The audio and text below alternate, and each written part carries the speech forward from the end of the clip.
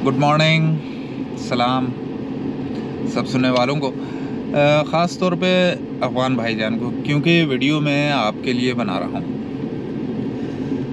काफ़ी अरसे से मैं देख रहा हूँ वीडियो बना रहे हैं और पाकिस्तान को गालियाँ देते हैं और हर मुसीबत का ज़िम्मेदार पाकिस्तान को करार देते हैं। तो भाई मेरे, अगर पाकिस्तान को गालियाँ देने से कोई मुसीबत अफ़गानों की कम हो सकती है तो आप शौक़ से दें, लेकिन मैं कुछ हक़ाइक़ बताना चाहता हूँ। आप मेरी बात सुन लें, समझ लें और फिर उस पर गौर करें और बात दलील से करें, क्योंकि मैं जो कुछ अब आपको बताने जा रहा हूँ वो सब हकीकत है और आप उसको समझ लें और तस्दीक कर लें।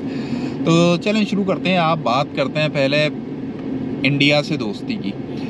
भाई मेरे, या तो आपने तारीख़ नहीं पढ़ी है, आप समझते हैं इंडिया के जितने लोग हैं वो बेवकूफ़ हैं। आप किस मुंह से इंडिया से भाईचारे की बात करते हैं? क्योंकि पिछले 1000 साल की तारीख़ में महमूद गज़नवी से लेके ज़हीरुद्दीन बाबर तक, अहमद शाह अब्दाली तक, और मैं कितने नाम गिनवाऊँ, जितने भी इन्वेडर्स आए इंडिया में सिवाय अंग्रेज़ों के चंद एक के, तकरीबन सारे अफ़गानिस्तान से आए थे। और वो कोई तबलीग करने नहीं आए थे, वो इस्लाम की तालीम देने नहीं आए थे। उन्होंने सिर्फ अफ़गानों को लेके आए और वो अफ़गानों को कहते थे चलो चलो ग़ज़वा हिंद करने चलो, और वो अफ़गानों को ग़ज़वा हिंद के नाम पे जमा करके इंडिया लाते थे और वो मुसलमानों को भी मारते थे। वो सिर्फ लूट मार करते थे, सोना चांदी कीमती पत्थर जो उनके हाथ लगता वो लूटते और वापस चले जाते। यहाँ पे जब बाद में अफ़गानों की हुकूमत हो गई, जिसको मुग़ल एम्पायर कहा जाता है, ज़हीरुद्दीन बाबर की, तो उन लोगों ने अपनी हुकूमतें वसी करने के लिए हिंदू औरतों से शादियां भी की। किसी एक मुसलमान हुक्मरान ने, जो कि अफ़गानिस्तान से आए थे, दीन की तबलीग नहीं की, मज़हब इस्लाम नहीं फैलाया। और आप आज बात करते हैं कि इंडियन आपके भाई हैं और इंडिया जो है वो ऐसा है और वैसा है। भाई, क्योंकि आज आपको पैसा मिलना शुरू हो गया, आपने दोबारा से इंडिया का राग गाना शुरू कर दिया।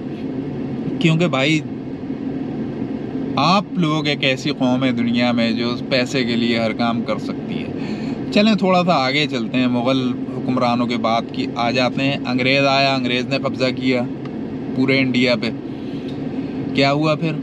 1857 में कुछ मुसलमानों ने जंग आज़ादी शुरू की है। वो मुसलमान थे जो अंग्रेज़ की फ़ौज का हिस्सा थे। उसकी वजूहात कुछ और थी, मैं वीडियो को लंबा नहीं करना चाहता।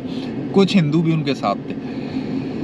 वो 1857 की जंग आज़ादी नाकाम हो गई और उसके बाद अंग्रेज़ों ने उनको ढूंढ के, जो उसमें शामिल थे, जो अंग्रेज़ की फ़ौज में थे, जो मुसलमान, उनको मारना शुरू किया।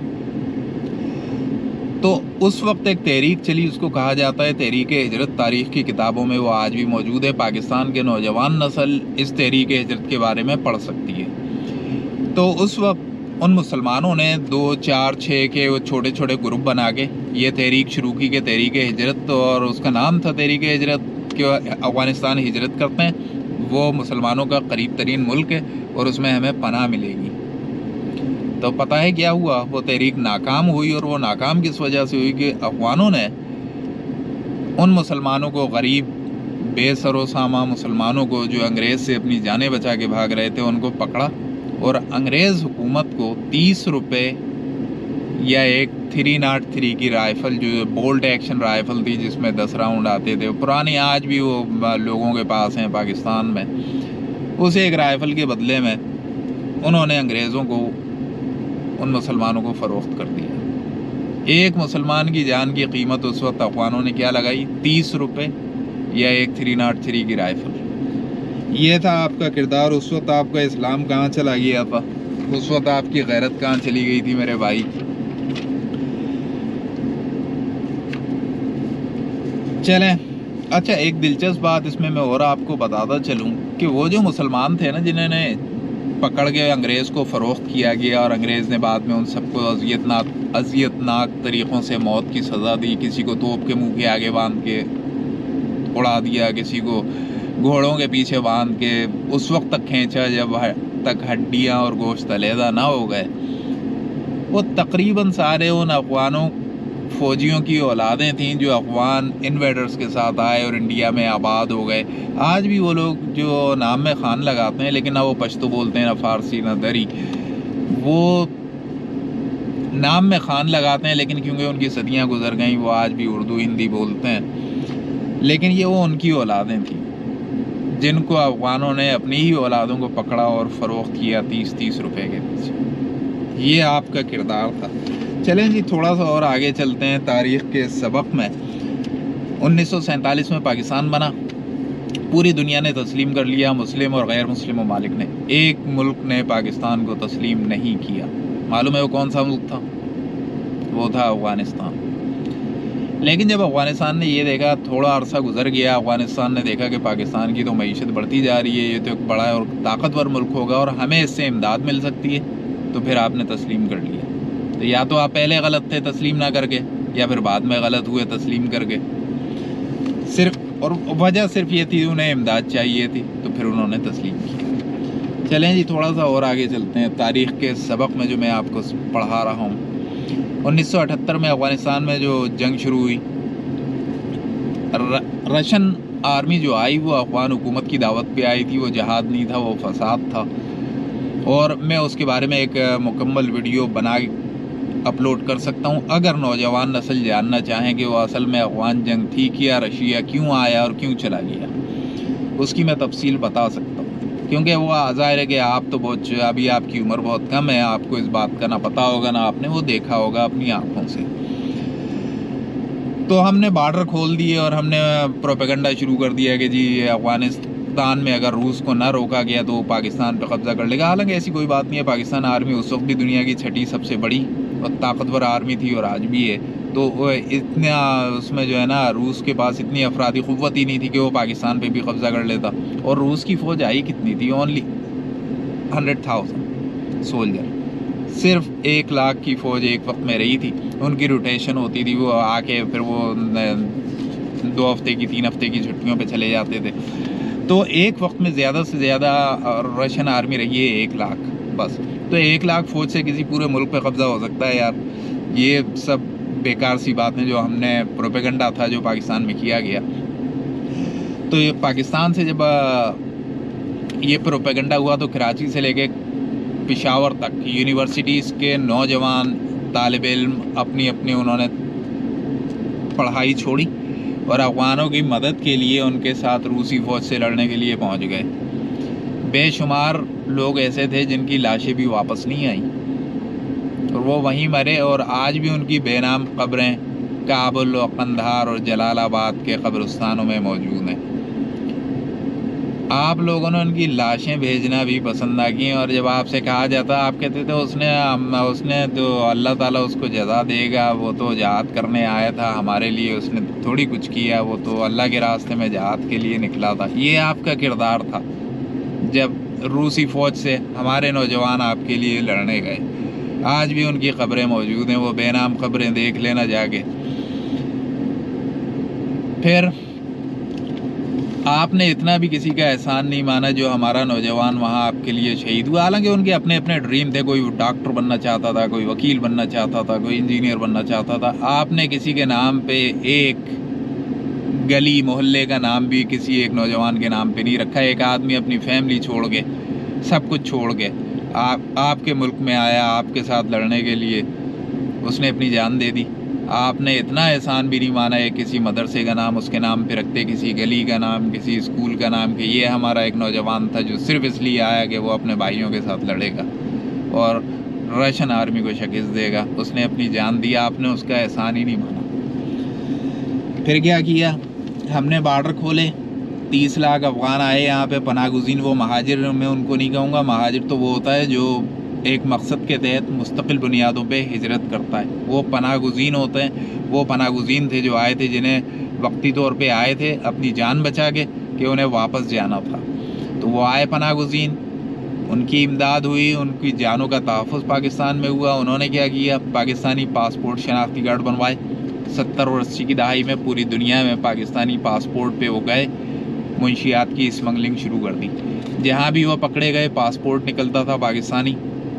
क्या हुआ? बदनाम पाकिस्तान हुआ। 70 और 80 की दहाई में پوری دنیا میں پاکستان کی پہچان جو تھا نا، دو چیزیں تھیں، اسکواش کا کھیل کیونکہ اس میں پاکستان نے سب سے زیادہ ٹائٹل میچ جیتے، دوسری ہیروئن کیونکہ وہ آپ لوگ اسمگل کرتے تھے، یہ حقیقت ہے۔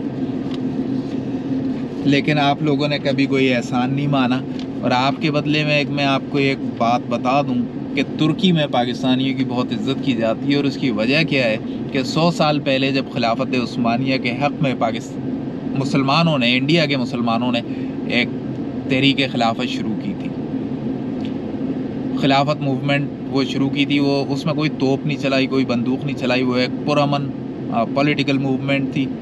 ترکی کے لوگ آج بھی اس کا احسان مانتے ہیں کہ ان پاکستان کے مسلمانوں نے، حالانکہ وہ انڈیا میں ہی شروع ہوئی تھی، محمد علی جوہر اور مولانا شوکت علی نے شروع کی تھی، کہ وہ سمجھتے ہیں کہ وہ پاکستان کے مسلمانوں نے کی تھی، کیونکہ ظاہر ہے کہ پاکستان پھر انڈیا کے مسلمانوں نے ہی بنایا تھا، انہوں نے ہی ساری موومنٹ چلائی تھی، کہ وہ احسان مانتے ہیں اس پرامن پولیٹیکل موومنٹ کا جس میں کسی مسلمان نے ان کے لیے کوئی جان نہیں دی، صرف آواز اٹھائی تھی۔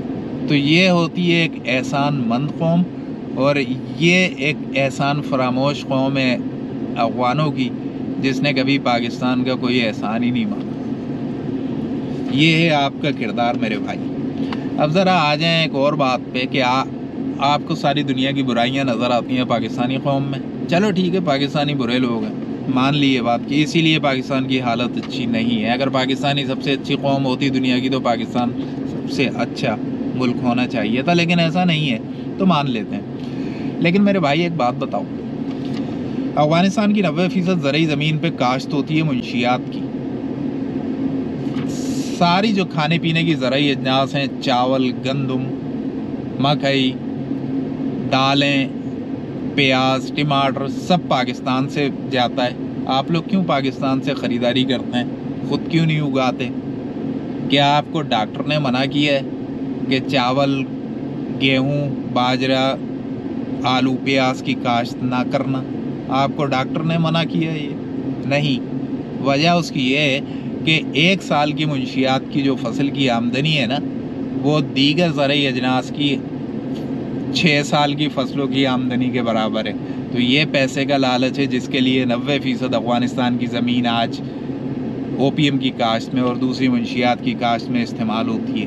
کدھر ہے جی آپ کا اسلام؟ کدھر ہے آپ کا کردار؟ کدھر گئی آپ کی غیرت جب آپ کام کرتے ہیں منشیات کا اور پوری دنیا میں فروخت کرتے ہیں اور سارے مسلمان ممالک میں بھی آپ بیچتے ہیں منشیات؟ یہ آپ پیسے کے لالچ میں کرتے ہیں۔ ہر 10 میں سے 7 آدمی منشیات کے کام میں ڈائریکٹلی اور انڈائریکٹلی ملوث ہیں۔ یہ آپ کا کردار ہے۔ گالیاں آپ دیتے ہیں پاکستان کو۔ میری سمجھ میں نہیں آتا کہ پاکستان کو گالیاں دینے سے کیا آپ کے مسائل حل ہو سکتے ہیں؟ نہیں۔ اگر آپ کے اندر افغان بھائی جان تھوڑی سی بھی اخلاقی جرت ہے، تھوڑی سی بھی انسانیت ہے نا آپ کے اندر، تو آج آپ معافی مانگیں پورے انڈیا کے لوگوں سے کہ ان مظالم کی جو افغان انویڈرز نے کیے انڈیا کے لوگوں پہ، انہوں نے انڈیا کے مسلمان، ہندو سب کو مارا، ہر اس آدمی کو قتل کیا جو ان کے خلاف کھڑا ہوا۔ آج آپ کے اندر اتنی اخلاقی ضرورت ہے تو آپ معافی مانگیں ان مظالم کی جو افغان انویڈرز نے انڈیا میں کیے۔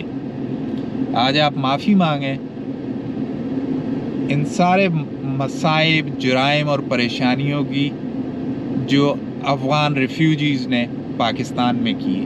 دیکھتا ہوں میں کہ آپ کے اندر کتنی انسانیت ہے، کہ آپ کے اندر اتنی اخلاقی ضرورت ہے کہ آج آپ معافی مانگیں گے۔